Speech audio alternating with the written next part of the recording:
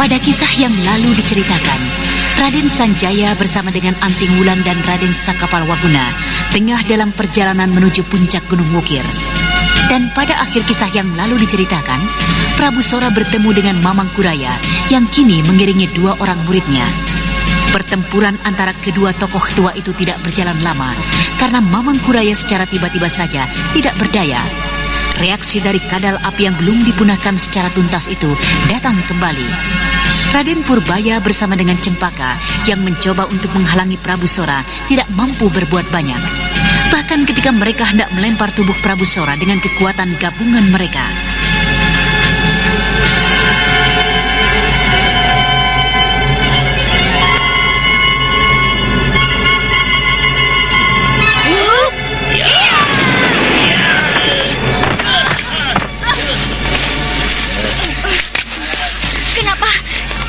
Seperti ini adik Purbaya.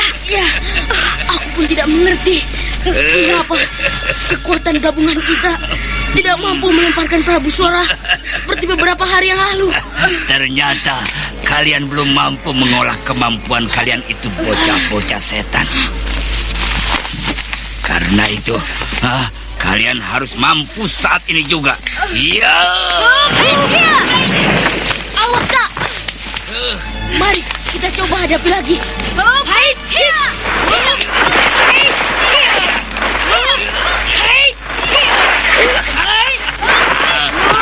Mana kehebatanmu itu, Haid? Mana kekuatanmu itu, anak-anak bodoh? Aku justru kini mengerti, Kau tidak pernah mengetahui cara menguasai kekuatan itu. Haid. Kesempatan ini tidak akan kusia-siakan. Awas!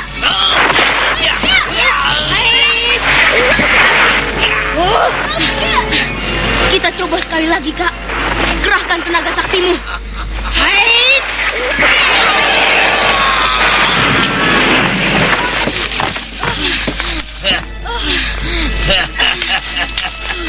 Bersiaplah untuk mati, anak-anak goblok. Ya. Jangan khawatir, cucu. Kakek sembuh kembali pada saat yang tepat. Mari kita bantu kakek, Kak. Tidak perlu adik Purbaya. Lihatlah itu. Kakek sudah mendesak Prabu Sora. Apa yang terjadi dengan kakek lawanku ini? Tiba-tiba saja ia mengerang, tidak berdaya. Dan kini tiba-tiba saja ia menjadi sembuh kembali.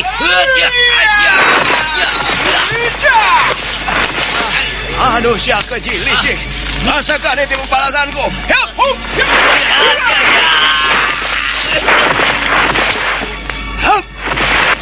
Ini satu lagi.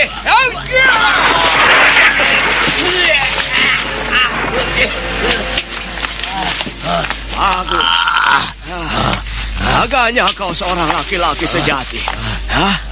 Ayo bangkitlah terus. Lawanlah aku. Ayo. Malah ini lagi.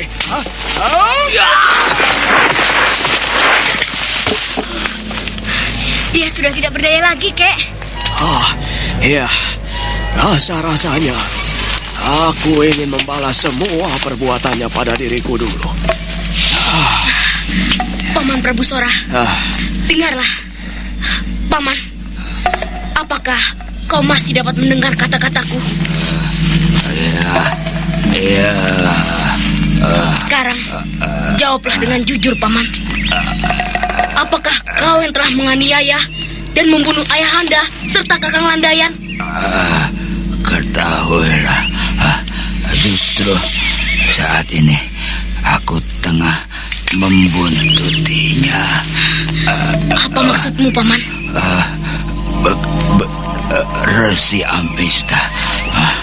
Dialah yang telah melakukan semua itu. Aku tidak mungkin melakukannya. Aku tidak memiliki kepandaian untuk merubah bentuk. Merubah bentuk menyerupai Raden Sanjaya. Dia yang melakukannya. Lalu, gimanakah sekarang? sekarang Resi Amista? Dia ini sedang menuju Selau Gamping. Selau Gamping.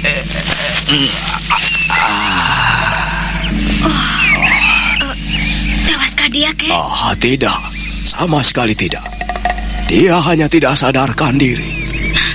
Lalu, apakah yang akan kita lakukan padanya, Kek? Ya, terserah pada kau, cucu. Aku sudah cukup melampiaskan dendamku padanya. Sekarang bagaimana denganmu? Aku yakin dia juga terlibat dalam usaha pembunuhan ayahmu. Bahkan bukan tidak mungkin dia yang menjadi dalangnya. Iya, memang dia terlibat, Adik Purbaya. Suara yang aku dengar yang memanggil Sanjaya Samaran itu pastilah Prabu Sora. Ya. Jadi, apa yang harus kita lakukan padanya, Adik Purbaya? Raden Purbaya termenung memandangi tubuh Prabu Sora yang tergeletak tidak berdaya. Lama sekali ia memandangi tubuh yang bersimbah darah akibat pukulan-pukulan dari kakeknya Mamang Kuraya. Dan beberapa saat kemudian, Raden Purbaya menarik nafas dalam-dalam. Lepaskan saja. Biarkan dia bebas kembali. Jadi, untuk apa kepergian kita ini, Adik Purbaya? Berpesiar? Mengapa setelah jauh-jauh kita mencari, kita membiarkannya begitu saja? Iya, aku mengerti, Kak. Aku mengerti. Tapi, apakah yang semestinya kita lakukan sekarang? Membunuhnya? Membunuhnya dengan menghujani pukulan pada tubuh yang telah tak berdaya seperti ini? Atau melemparkan batu besar itu ke kepalanya, sebagaimana aku membunuh Dandung Amoksa dulu? Begitukah, Kak? Tapi orang ini adalah pembunuh ayahandamu, Adik Purbaya, dan juga pembunuh Kakang Landayan yang tengah kita cari dan kejar.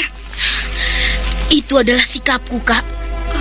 Silakan jika memang Kak Cempaka ingin membalaskan dendam Kakang Landayan suamimu. Lakukanlah sekehendak hati Kak Cempaka. Lalu, apakah yang harus kita lakukan? Membiarkannya pergi dan bebas? Ya, begitu jika memang Kak Cempaka menanyakan sikapku.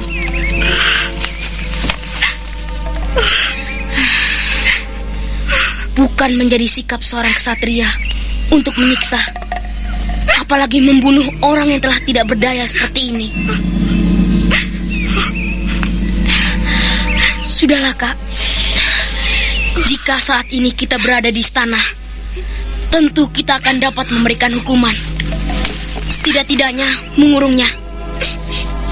Tapi aku tidak dapat melakukannya di sini. Tidak, Kak. Lalu,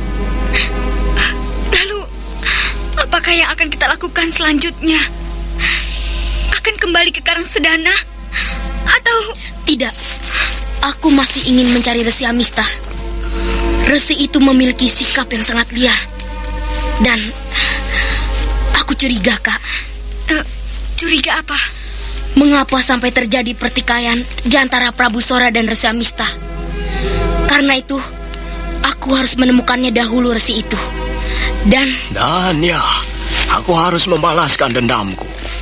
Aku akan membuat Resi asing yang licik itu seperti kawannya ini. Ayo, mari kita pergi.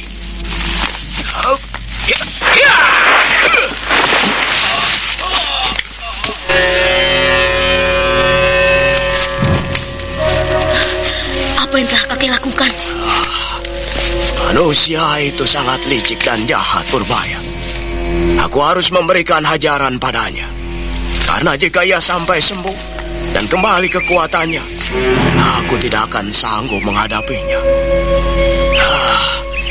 Untunglah saat ini keadaannya tidak sekuat dan sehebat biasanya. Kakek telah membunuhnya? Tidak. Aku hanya membuatnya lumpuh. Aku mencabut seluruh kepandaiannya. urat besar yang merupakan saluran utama tenaga saktinya aku putuskan. Maka mulai saat ini, ia akan jadi manusia yang tidak berbahaya lagi. Terima kasih, Kek. Kakek telah memberikan hukuman yang setimpal padanya. Marilah kita lanjutkan perjalanan kita, Kek. Kak.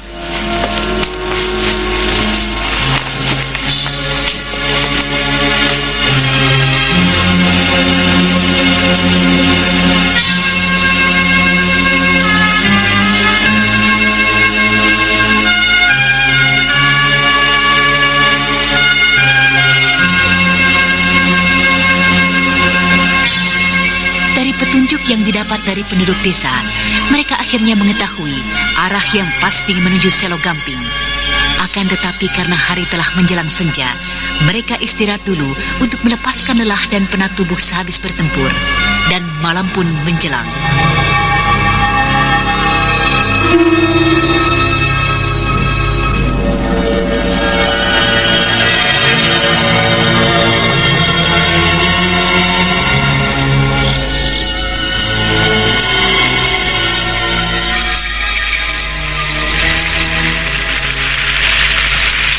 Purbaya, ada apa, Kak? Maafkan aku. Maafkan sikapku siang tadi. Kau benar. Kau memang seorang laki-laki yang bijak dan penuh dengan rasa welas asih. Apa maksudmu, Kak? Sikapku siang tadi yang membiarkan Prabu Sora yang tidak menganiaya dan menyiksanya. Shh, jangan keras-keras bicaranya. Kakek dapat terbangun nanti. Iya, sikapmu tadi siang itu, adik Purbaya. Tewasnya Ki Dandung Amoksa di Bukit Batu Larang oleh tanganmu. Agaknya demikian membekas jauh ke dalam relung hatimu. Iya, Kak Cempaka benar. Peristiwa itu sangat membekas sekali di dalam relung hatiku, Kak. Sejak saat itu, jika melihat terjadinya satu pembunuhan, hati ini akan menjadi terluka dan pedih kembali. Juga terhadap orang-orang jahat yang telah membunuh orang tua Raden sendiri. Iya, Kak. Juga terhadap siapapun. Rasanya sangatlah berat untuk mengayunkan tangan membunuh seseorang, Kak. Apakah siang tadi Kak Cempaka mengharapkan aku memukul kepala Prabu Sora yang telah tidak berdaya itu? Atau menyadarkannya dahulu, baru kemudian membunuhnya? Begitukah, Kak?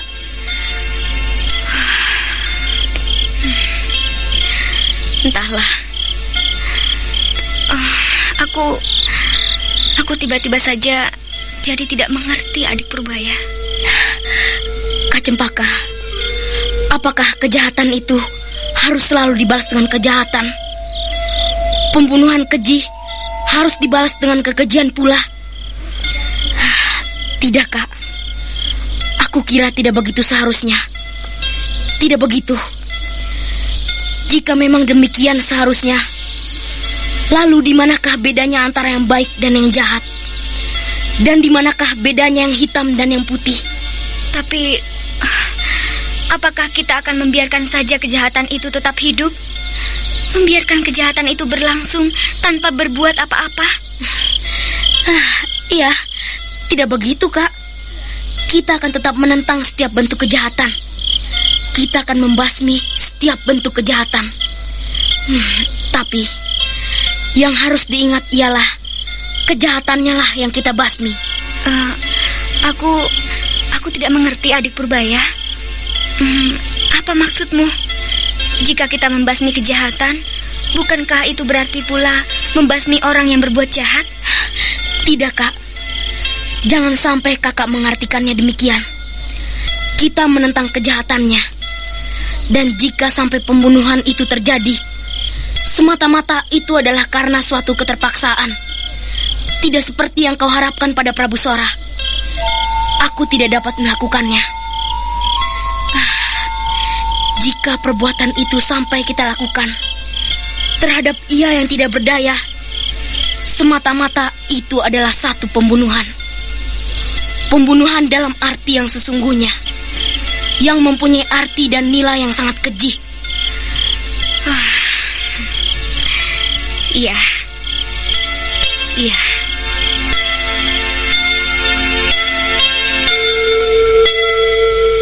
Sejenak, keduanya saling berdiam diri, termenung dalam memandangi lidah-lidah api yang menjilat-jilat, yang seakan-akan saling berlomba untuk mencari tempat yang lebih tinggi.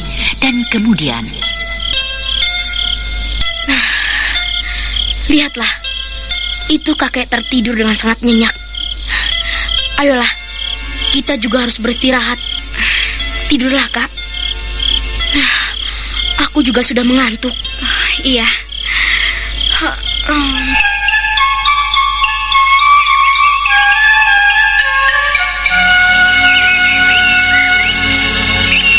keesokan harinya pagi-pagi sekali, setelah membasuh tubuh mereka di sungai kecil, keduanya melanjutkan perjalanannya mencari Selo Gamping.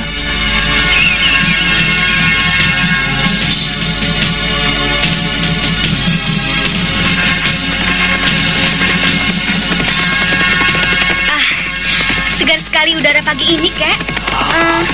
Bagaimana tidur kakek semalam? Ya, cukupanlah. Hanya saja, perut ini belum kita isi sejak semalam. Hei, lihat itu, sebuah desa, Kek. Kita akan mengisi perut di sana sambil mencari keterangan lagi tentang Selo Gamping. Ayo, mari kita cepat masuki desa itu. Hiya, hiya.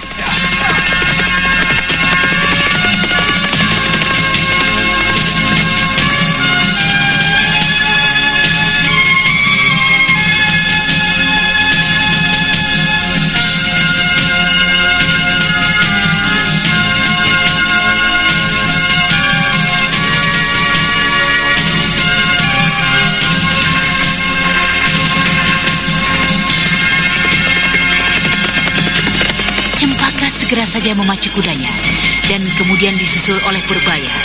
Dan di belakang mereka kakek Mamang Kuraya tetap saja berkuda dengan santainya.